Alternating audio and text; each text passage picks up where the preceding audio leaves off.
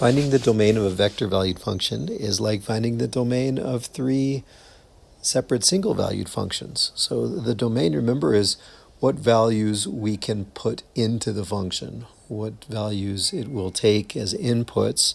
And so we just check these functions one at a time, the x, y, and j components. So the x component is square root of t minus 1.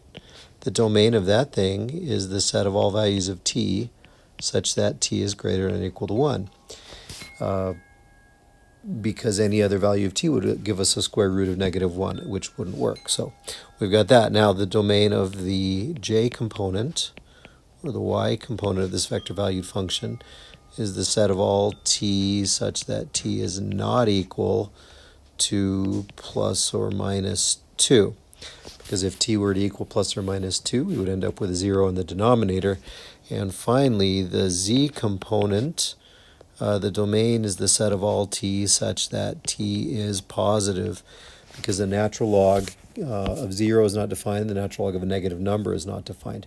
So let's see, the intersection of all of these things here is the overall domain, and so our domain is going to be the set of all values of t such that, let's see, we need t to be positive, and that will include the t being greater than, oh no, sorry, it won't. We need t to be greater than or equal to 1, and that will include the fact that t is positive, and we need t to not be 2.